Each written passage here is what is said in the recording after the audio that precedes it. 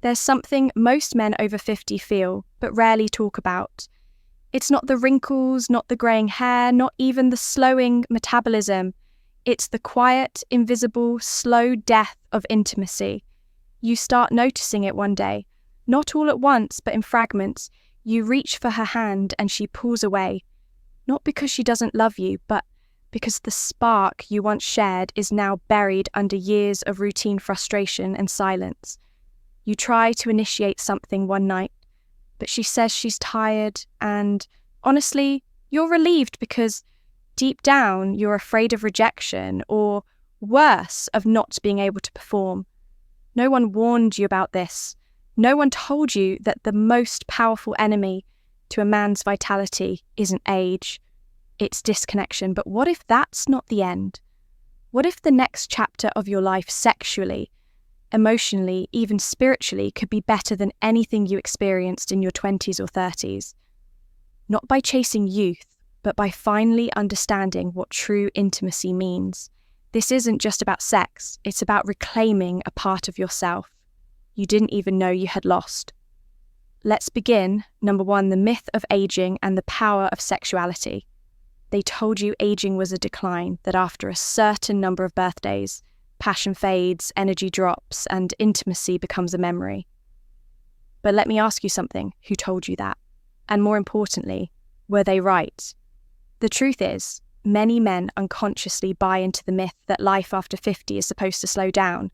They start dressing older, thinking older, and worst of all, loving, like they're already defeated. But here's what science and experience actually shows. Sexual energy doesn't disappear with age. It transforms, it becomes deeper, more connected, and far more meaningful. Men in their 50s and 60s who maintain a healthy sex life often have lower stress levels, better sleep, improved immune function, and even a longer lifespan. It's not about performance, it's about presence. When you stop trying to prove yourself and start trying to feel, again, everything changes. Your touch becomes warmer, your kiss becomes intentional, and she feels it. You're not chasing your youth, you're unlocking your depth. Number 2, female anatomy. The hidden codes of pleasure. Most men think they understand a woman's body, but the truth is, most don't even know where to begin. Let's start with something simple, yet often ignored: the clitoris. It's not just a button, it contains over 8,000 nerve endings, twice as many as the penis. Its only purpose is pleasure. No reproductive function, just ecstasy. And yet many men bypass it entirely, rushing, assuming, missing the magic. Here's something else most men don't realise. Every woman's pleasure map is different. Some respond to gentle pressure near the neck, others to whisper, some to slow, intentional breathing against their ear. This isn't about technique, it's about attention. When you learn to read her body like a sacred language, she opens up in ways you've never seen before. And no, you don't need to be young to do this. You just need to be present, curious, willing to explore without ego. The older you get, the more patient you become. And in the world of female pleasure, patience isn't just a virtue. It's power. Number 3, sex and the immune system. What nobody told you, you've probably heard that sex is good for your health. But have you ever wondered how good it actually is? Let's talk science for a moment. Regular sex, especially in emotionally connected relationships, has been shown to boost immune system function, reduce inflammation, and lower the risk of heart disease, stroke, and even certain cancers. Some studies suggest that men who have sex at least once a week are significantly more likely to live past 80, not because of the act itself, but because of what it does to the body. Lower cortisol levels, balanced testosterone, increased circulation, all of which contribute to mental clarity, emotional stability, and physical vitality. Even more fascinating, sex can actually improve sperm quality by reducing DNA damage. It's your body's way of saying, stay alive, stay fertile, stay connected.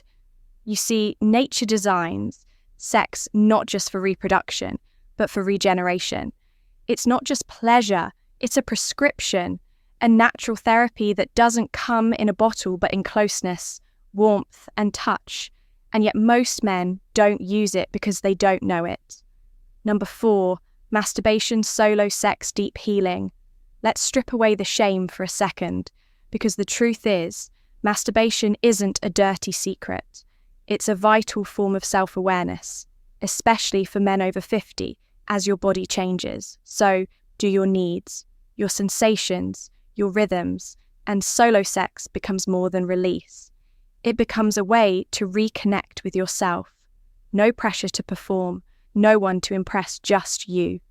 Your breath and your body studies have shown that masturbation can reduce anxiety, improve sleep, and even boost self-confidence.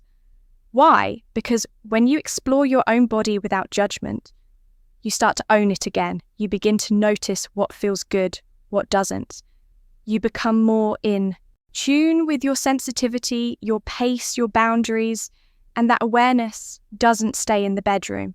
It spills over into your relationships, making you a better lover, a more patient partner, a more grounded man. It's not about escaping loneliness. It's about mastering intimacy with yourself so that when you do share yourself with someone else, it's from a place of strength, not desperation. Number 5, oxytocin and emotional intimacy. After 50, there's a reason why some couples still hold hands after decades, and it's not just habit, it's chemistry. Oxytocin, often called the love hormone, is released through touch, eye contact, and especially during sex. It's what makes you feel bonded, relaxed, safe. And for women, it's the gateway to desire. Here's the thing most men overlook: if she doesn't feel emotionally connected, her body won't respond. No matter how much you try to arouse her physically, her mind has to say yes before her body ever will. Oxytocin builds slowly through tenderness, through presence. It's in the way you brush her hair from her face, the way you sit beside her without looking at your phone, the way you listen, really listen. And after 50, when emotional depth matters more than performance, oxytocin becomes your greatest ally. It turns ordinary moments into sacred ones. It's not about chasing passion, it's about cultivating it, drop by drop with intention. If you want to touch her body, start by touching her heart. Because at this stage of life, the heart is the real erogenous zone. Number 6, female orgasm, the unspoken struggle. Here's something most men never learn because no one ever told them. Most women don't orgasm from penetration alone. In fact, only about 18% do the rest.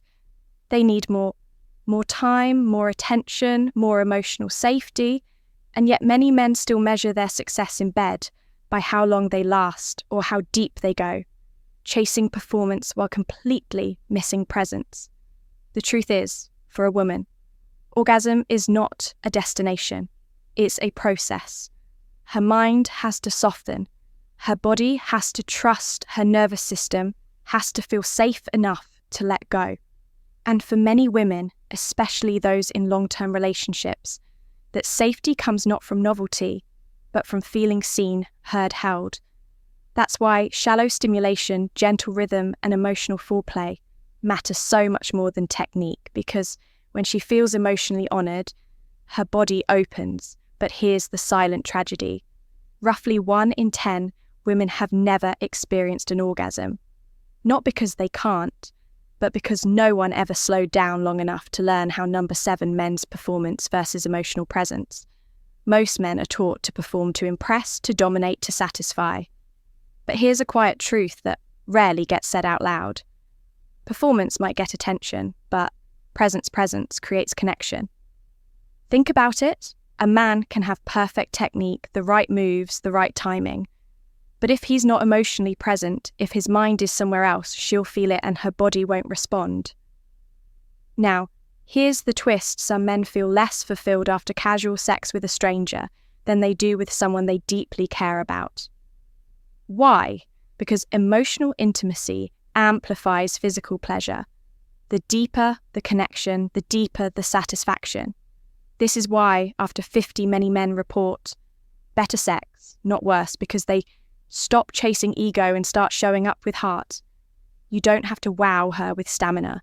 You just have to be there fully, authentically in that moment, without judgment, without rush. Because in the end, it's not how hard you love. It's how real you are when you do.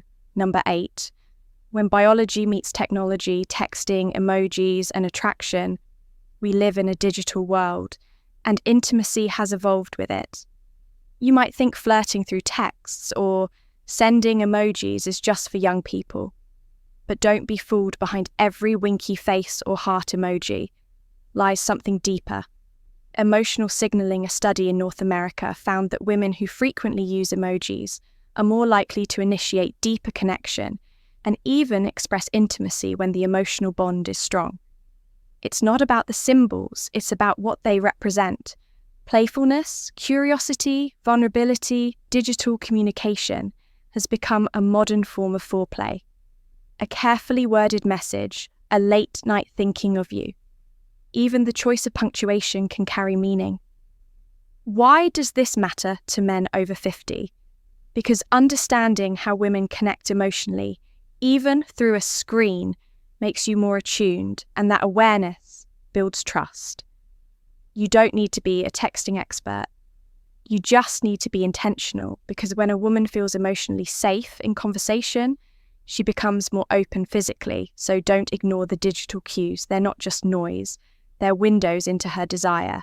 Number 9, sexual fantasies and primal instincts. Behind every polite smile, behind every good girl image, there's a wild side. Yes, even after 50, sexual fantasies aren't just for the young or reckless. They're windows into our primal instincts, desires we've buried under years of responsibility, guilt and silence, group sex, being tied up, being bitten, being watched. These aren't just taboos, they're reflections of the human psyche, craving intensity, freedom, unpredictability. One study showed that more than half of people who fantasized about group sex have actually done it at least once. Why? Because fantasy isn't about morality, it's about aliveness. Even sapiosexuals, those attracted to intelligence, aren't chasing physical perfection. They're turned on by wit, by insight, by depth. And let's be clear, this isn't about acting out every fantasy. It's about understanding them, holding space for them, because the moment you shame desire, you kill connection. After 50, fantasies don't fade, they evolve, they become more refined, more emotional, more urgent in their honesty. And if you're brave enough to talk about them, you just might unlock a side of her and yourself you've never seen before. Number 10, scent, sweat, and subconscious desire. We like to think attraction is logical, but the truth is, it's chemical. Long before a woman hears your voice or feels your touch, she smells you, your natural scent, your sweat, your skin, your hormones, carries information. Her brain picks up instinctively, especially one hormone, in particular testosterone. Studies have shown that women can subconsciously detect higher testosterone levels through scent alone. And they often rate those men as more attractive, more masculine, more arousing. But it's not just biology, it's primal psychology. A clean, natural scent signals health, vitality, confidence. It's why something as subtle as a whiff of your neck or the way your shirt smells after a long day can trigger arousal deeper than words ever could. This is also why grooming matters, not perfection, but care. A clean beard, a fresh shirt, a light, natural cologne. You're not just appealing to her eyes, you're speaking to her animal brain, because when a woman says, "I love how you smell," she's not complimenting your soap, she's telling you you've reached her on a level she can't explain. Number 11, the danger of silence, erectile dysfunction and emotional shame. No one wants to talk about it, but every man thinks about it. Erectile dysfunction, it doesn't just affect your body, it attacks your confidence, your identity, your sense of worth. And the worst part, it often happens in silence. You avoid intimacy, make excuses, Tell yourself it's just stress, just a phase. Meanwhile, the shame grows quietly, brutally. But here's the truth. Most men never hear. It is common, it's treatable, and it's not the end of your sex life. Sometimes it's physical, circulation, hormones, medication, side effects.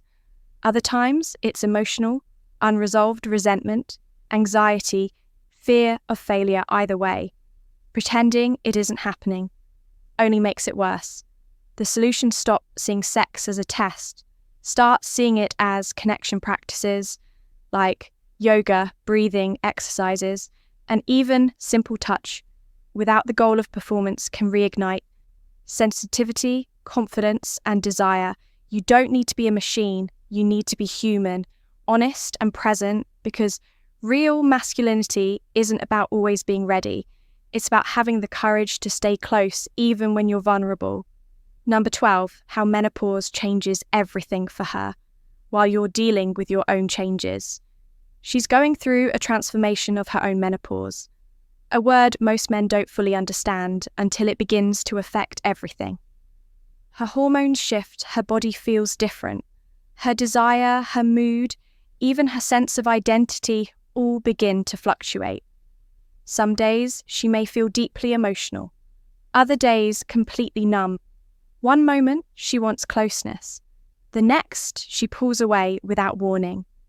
It's not about you, it's about biology rewiring itself. But here's where most men go wrong. They take her changes personally, they retreat, get frustrated, or worse, go silent. But the man who leans in with patience, with curiosity, with compassion, he becomes her safe place. This stage of her life is not the end of passion. It's a test of emotional maturity. If you can hold her through the storm, if you can offer connection instead of control, you won't just survive this chapter together. You'll unlock a depth of intimacy that younger couples can only dream of. Number 13, from pressure to presence. Relearning intimacy for most of your life. Intimacy had a goal. Climax, release, a finish line. But what if you've been rushing through the very thing that was meant to heal you? There's a quiet revolution happening among couples over 50, a shift from performance to presence, from outcome to experience. One powerful practice that's gaining attention is called carezza, a form of intimacy that removes the pressure to orgasm and replaces it with connection, eye contact, breath, and emotional sync. At first it feels unfamiliar, slower, softer, deeper, but soon you realize something extraordinary. When the goal is no longer to finish, your body relaxes, your heart opens, and your partner meets you there, fully, vulnerably, without fear. This kind of sex isn't wild or explosive. It's soulful, meditative, intimate in ways words can't touch. And ironically, when you stop chasing pleasure, you often experience more of it. Because the most powerful intimacy doesn't come from pushing harder. It comes from being fully present, not doing more, but feeling deeper. Intimacy is not over, it's just different. Here's the truth. Most men don't realize until it's almost too late. Intimacy doesn't die with age. It evolves. It stops being about urgency and starts being about presence. It stops being about proving and starts being about feeling at 50. You have something most younger men don't. Wisdom, patience, depth, and when you bring those into the bedroom, not just your body, but your whole self, that's when true connection begins. The world may worship youth, but real intimacy isn't found in tight skin or fast hearts. It's found in slow moments, long stares, gentle touches that say, I see you, I choose you still.